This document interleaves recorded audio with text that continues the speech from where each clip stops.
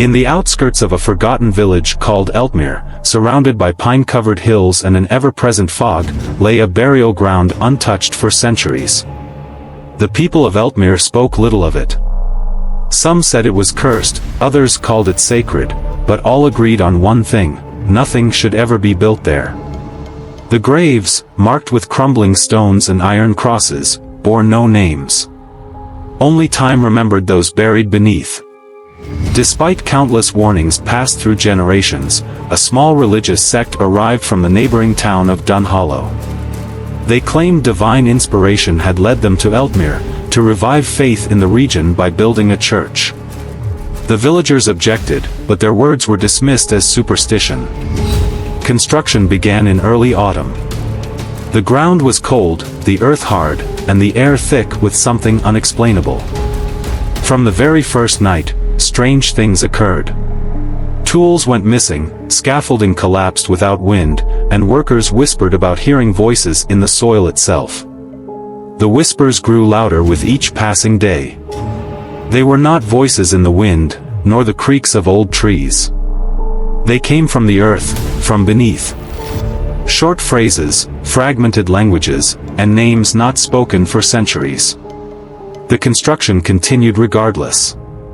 By the time the foundation was complete, the lead builder, Henrik Walden, vanished. His coat was found near the grave of an unknown child, his tools neatly placed beside it. Still, the sect persisted, believing their mission righteous. By winter, the church stood tall, small, Gothic in style, its spire piercing the gray sky. It had no name. The congregation never gathered. Locals refused to approach. Even animals stayed away. But the sect's leader, Father Emil Greaves, insisted on holding midnight service. He opened the old wooden doors at exactly 12, inviting any and all to witness what he called a cleansing of the cursed. 12 people entered that night. 11 returned. The 12th, a young woman named Elise Thorne, was last seen walking toward the altar, her face calm, her eyes blank. The church doors slammed shut behind her with a sound that echoed through the entire village. She was never seen again. That night, the whispers returned, but now, they spoke in Elise's voice. Months passed. The church remained abandoned, its windows dark. The whispers continued.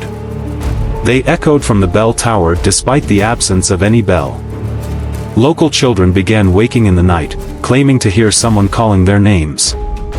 One girl, 7-year-old Clara Rain, wandered into the woods and was found 2 days later near the church steps. Her hands were covered in soil. She never spoke again. In 2021, 2 university students from the city, Sebastian Hart and Lucas Vane, decided to document the legend of the graveyard church for their paranormal research project. Armed with cameras and audio recorders, they entered the church just before midnight. Their equipment was found near the graveyard fence the following morning. The footage captured them entering the chapel, making jokes and dismissing the local stories. Then the whispers began. At first, low and indecipherable. Then louder. Clear. Return what was taken. This is not your place. Join us. Lucas screamed. Sebastian dropped the camera. The screen filled with static. Neither of them was ever found. The case was quietly closed. There was one woman who understood what had happened. Her name was Agnes Lowell, an 84-year-old who had lived her entire life in Eltmere.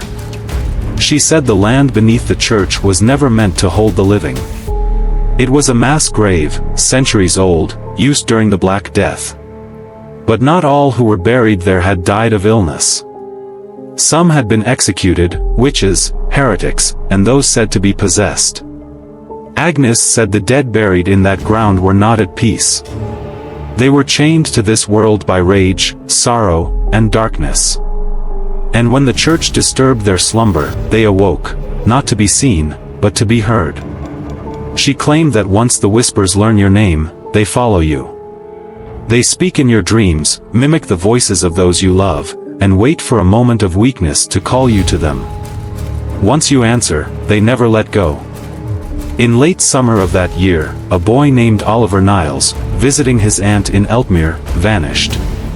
No signs of forced entry, no footprints, no leads. 2 days later, his mother received a voicemail at 3:17 a.m. The audio was a minute long. It contained dozens of whispering voices, overlapping, whispering her name. Then, Oliver's voice came through. "I'm not alone anymore, Mum. They're kind to me now." The villagers built a fence around the church shortly after. They sealed the doors with iron chains and painted crosses in ash over the windows. But it made no difference. At night, flickering lights could still be seen inside. A soft chanting could be heard if you stood near the gate. Some said they heard prayers. Others said they heard weeping. The church still stands in silence, untouched and avoided. Travelers who pass through Eltmere are warned to stay away. But some don't listen. And those who step too close often find something follows them home, a whisper in the hallway, a voice beneath the bed, a name said softly in the dark. The dead no longer sleep beneath the graveyard church. They wait.